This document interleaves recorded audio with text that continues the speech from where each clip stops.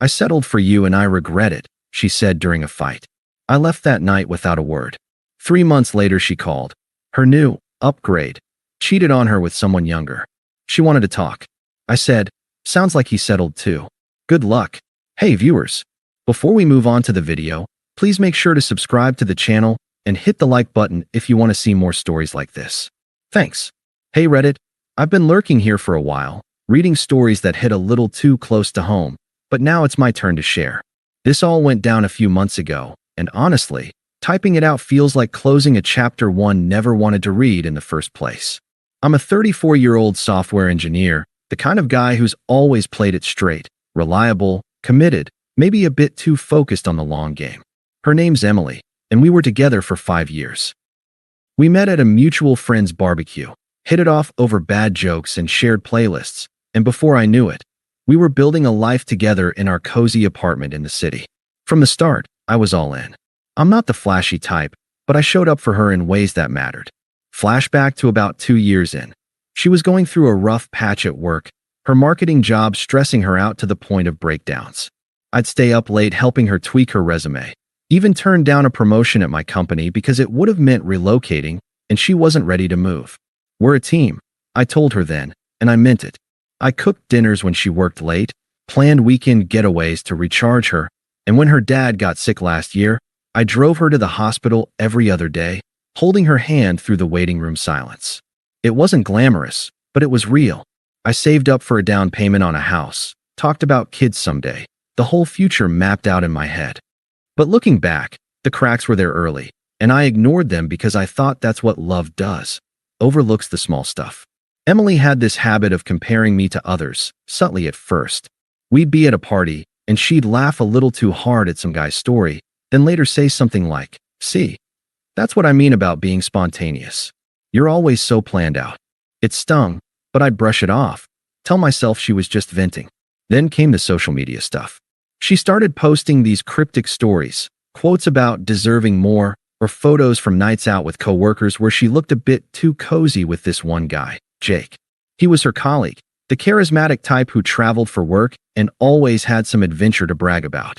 I'd see the likes pile up, including from him, and when I'd mention it casually, she'd roll her eyes. You're being paranoid, Alex. It's just work friends. The emotional abandonment crept in slowly. She'd come home late, phone glued to her hand, texting away while we ate dinner in silence. Our conversations turned into monologues, hers about how exciting her projects were, mine dismissed as tech talk. I felt like a backup plan, the safe bet she kept around while eyeing something shinier. There was this one night, maybe 6 months before the end, when we were supposed to have a date night. I'd booked her favorite Italian spot, got flowers. She canceled last minute for a team-building event that turned out to be drinks with Jake and the crew. I sat alone on the couch, staring at the TV, wondering when I'd become the guy she settled for. But I didn't confront her then. I internalized it, thought maybe if I tried harder, planned better, she'd see what we had. Things escalated in the fights. They weren't blowouts at first, just these passive-aggressive jabs. Why can't you be more like Jake? He's always pushing boundaries, she'd say during an argument about our routine. I'd sacrificed a lot. Friends' trips skipped because she wanted me home, hobbies shelved to make time for us. Yet, she made me feel like I was the one lacking. I remember one flashback vividly, her birthday last year. I surprised her with a weekend trip to the mountains, complete with hiking and a cabin. She smiled, but later complained it wasn't exotic enough. That hurt, but I swallowed it, thinking loyalty meant enduring. Reddit, I was the definition of committed, pouring everything into us, while she chipped away at my confidence, making me question if I was enough. The unfairness built up like a storm. She'd manipulate situations to her advantage, twist a disagreement, so I ended up apologizing for her bad mood. Friends noticed. One even pulled me aside at a gathering and said, "Dude, she treats you like an option." But I defended her, loyal to a fault. Looking back, I see how undeserved it all was. I wasn't perfect, but I was there, every day, building something real. She was the one emotionally checking out, posting those disrespectful hints online, comparing me publicly in subtle ways that our circle started whispering about. It felt like betrayal in slow motion, and I was too committed to see it clearly. Then came the night everything shattered. We'd been arguing more frequently, mostly about dumb stuff like who forgot to buy groceries, but it always circled back to her dissatisfaction. That evening, I got home from a long day at work, exhausted but trying to keep things light. She was already in a mood, scrolling through her phone on the couch. I walked in, dropped my bag by the door, and tried to kiss her hello. She pulled away slightly, her eyes not leaving the screen. "Hey, what's up?" I asked, sensing the tension. She set her phone down with a sigh, like I was interrupting something important. "We need to talk, Alex." Those words always hit like a warning bell, but I sat down anyway, keeping my voice steady. "Okay, shoot. What's on your mind?" She crossed her arms, leaning back as if appraising me. "I've been thinking a lot lately. About us. About where we're at." I nodded, trying to stay calm. "Yeah? Me too. Things have felt off. Maybe we could plan a trip or something. Shake it up." She laughed, but it wasn't kind, a sharp, dismissive sound that made my stomach drop. "A trip? That's your solution? God, Alex, that's so you. Always the safe, boring fix." I felt the heat rise in my chest, but I kept it together. "Boring? Emily, I'm trying here. What do you want from me?" Her eyes narrowed, and she leaned forward, her voice rising. "What I want to feel alive, Alex. Not stuck in this rut. You know, I settled for you, and I regret it every damn day." The words landed like a slap. Settled for me? After everything? I stared at her, the room feeling smaller. "What are you talking about?" "Settled." She didn't back down. If anything, she got smugger, like she'd been waiting to unload this. "Come on, don't act surprised. You're nice, sure. Stable. But Jake? He gets me. He's ambitious, exciting, takes risks. We've been talking, and it's like, finally, someone who matches my energy. You're just holding me back with your predictable life. I deserve better than this." I could hear my heartbeat in my ears, the betrayal twisting like a knife. Jake, the guy from work, the one in all those posts. It clicked then, the late nights, the flirty comments. But her logic? Twisted as hell. "So you've been cheating? Emotionally, at least? And now you're blaming me for not being enough." She shrugged, actually shrugged, like it was no big deal. "It's not cheating if I haven't slept with him yet. But yeah, we've connected. And honestly, Alex, you should thank me for staying this long. I could have left sooner, but I felt sorry for you. You think this is what I dreamed of? A guy who's content with mediocrity? Jake's going places, promotions, travel. What have you done lately besides clock in and out?" Her words were cruel, calculated to hurt, and they did. Flashbacks hit me.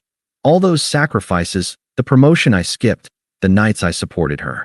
But she sat there, smug and disrespectful, justifying it like I was the problem. "Emily, we built this together.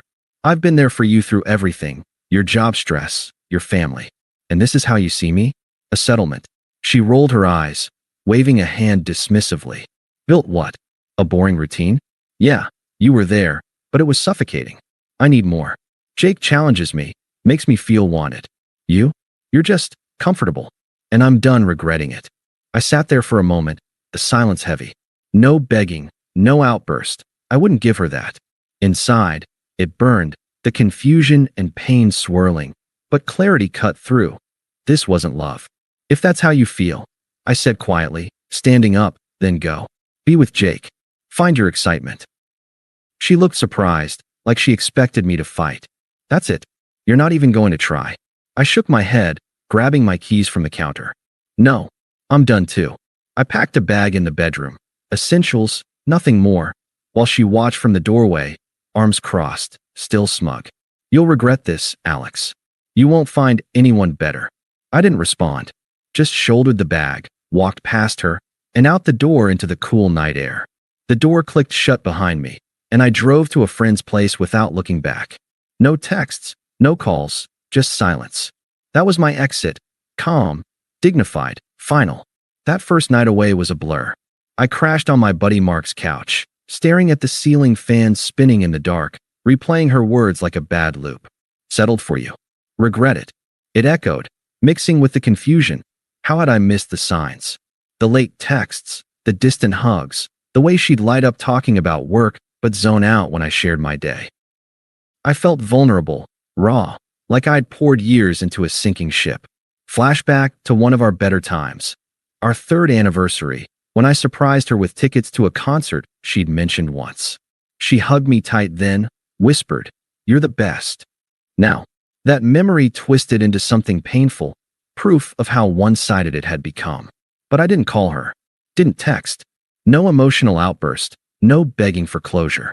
I blocked her number temporarily, just to breathe, and focused on the basics. Found a short-term rental the next day, a small studio downtown with a view of the park. Work became my anchor. I dove into projects I'd put off, finally pursuing that certification I'd delayed for her sake. Mornings, I'd hit the gym, the weights away to channel the hurt into something productive. Evenings, I'd walk alone, letting the silence settle. It was unfair, yeah, the way she discarded me like yesterday's news after I'd been her rock. But in that quiet, I started seeing it differently. Maybe I'd been settling too, ignoring the red flags for the comfort of routine. Clarity crept in. I deserved better than being someone's regret. Friends checked in, shocked when I told them the basics without drama. "Dude, she did what?" Mark said, but I kept it composed. "It's done. Moving on." No bad-mouthing, just detachment. That space let the confusion fade, replaced by a quiet resolve. I wasn't broken, I was free. 3 months passed like that, slow at first, then faster as I rebuilt. I got the promotion I'd turned down before, the one with better hours and a bump in pay. Moved into a nicer apartment, started hiking on weekends, even went on a couple casual dates that reminded me life didn't end with her. I unblocked her eventually, but the phone stayed silent on her end. No apologies, no outreach. Fine by me. I'd stopped thinking about her daily. My internal voice shifted from why me to what now. I felt lighter, more myself. Then, the grapevine started buzzing. Mutual friends texted first, casual at the start. "Hey, heard about Emily and Jake." Wild. I didn't pry, but pieces trickled in. Turns out, she'd moved in with him almost immediately after I left. Posted about it online, all smiles and captions like, "Finally upgrading." Our circle saw it, whispered about how smug she'd been, dismissing me as the ex who couldn't keep up. But karma doesn't wait for invitations. It hit her hard, and from what I gathered, it was textbook poetic justice. Jake, the exciting one, turned out to be a serial player. Friends said he'd been seeing someone younger on the side, an intern from his office, barely out of college. Emily found out the hard way, walked in on them one night after a late shift. He didn't even apologize, just shrugged it off with some twisted logic about needing variety. Sound familiar? She confronted him, but he flipped it, called her clingy, said she'd been a rebound from his last fling. Dumped her on the spot, changed the locks while she was at work. She ended up crashing with a friend, her stuff in boxes. The unraveling accelerated from there. Work suffered. She'd been distracted by the drama, missed deadlines, and got let go from her marketing gig. No severance. Turns out Jake had pulled strings to get her promoted initially, but now he was bad-mouthing her around the office. Finances tanked. She'd blown through savings on trips with him, assuming it was forever. Mutual friends pulled away once the full story spread. I'd never trash-talked her, but the truth leaked. Her emotional cheating, the cruel breakup. "We had no idea she treated you like that." One texted me, apologizing for taking her side at first. Her posts turned desperate. Vague cries for help like "life lessons hurt" or "starting over is hard." Isolation set in. Even her family, who I'd always gotten along with, seemed distant in the rumors. I didn't gloat. Didn't need to. Hearing it all secondhand felt like closure without the mess. She'd built her castle on sand, and the tide came in.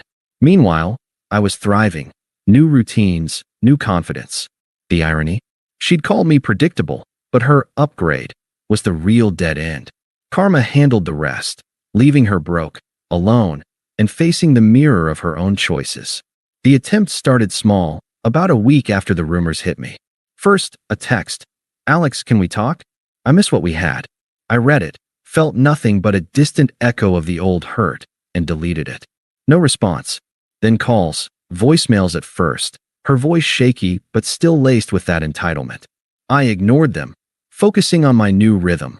Work promotions leading to travel, a hiking group where I met people who actually valued stability. But she escalated, as if my silence was a challenge. The first real contact was a call I accidentally answered, thinking it was a work number. It was her, about a month into her downfall. "Alex? Oh God, finally." Listen, I was wrong. So wrong. Jake? He cheated on me with some younger girl from his office. Walked in on them. It was humiliating. He's a jerk, total mistake. I stayed silent for a beat, leaning against my kitchen counter. No sympathy stirred. She'd earned this. She pushed on, her tone shifting to pleading hypocrisy. I see now what I had with you. Stability, love. I threw it away for excitement that wasn't real. Can we meet? Fix this. I need you. Her words mirrored her old justifications, but desperate now. Emily, I said calmly, I'm not interested. That ship sailed. But Alex, after everything, you owe it to us to at least talk. I regret it all. Settling was my fear talking. Please. Owe it. The hypocrisy burned, but I kept it firm. No. Goodbye. I hung up, blocked the number again. Power reversal hit me then. She'd been the one dismissing. Now she begged. It didn't stop. Friends got roped in, mutual ones who'd apologized to me earlier. Texts like, hey man, Emily's rough. Give her a chance. I replied politely. Not my problem. Then her family, toxic as ever. Her mom called from an unknown number, voice sharp and unpleasant. Alex, how dare you ignore her? She's family to you still. Man up and forgive. Everyone makes mistakes. I cut her off mid-rant. Respectfully, no? Don't call again. Her brother texted next, aggressive. You're being a dick. She needs help, and you're ghosting? Weak. Unpleasant. Pushy, like they expected me to fold. It showed her true colors, surrounding herself with enablers. The peak was at a mutual friend's birthday party, 2 months post-karma. I showed up confident, chatting with the group, when she appeared, disheveled, eyes red, clearly not invited but crashing anyway. The room tensed. Friends exchanged glances. She cornered me by the drinks. Alex, please. Look at me. I'm a mess. Job gone. Alone in a crappy rental. Jake left me broke. This is what you wanted. Her voice rose. Angry now, true colors flashing. You think you're better? Walking away like I meant nothing? After I gave you years. Hypocrisy peaked. She'd done exactly that to me. I stayed composed, sipping my drink. Emily, this isn't the place. We're done. She grabbed my arm, desperate, turning furious. How can you be so cold? I need you back. Begging now, happy. Friends intervened, pulling her away as she ranted. He's heartless. I just nodded to the host and left early, her scene exposing her more than anything. After that, the barrage intensified, texts from burners, voicemails pleading then raging. Fine, ignore me. You'll end up alone too. Family piled on with guilt trips, but I forwarded them to spam.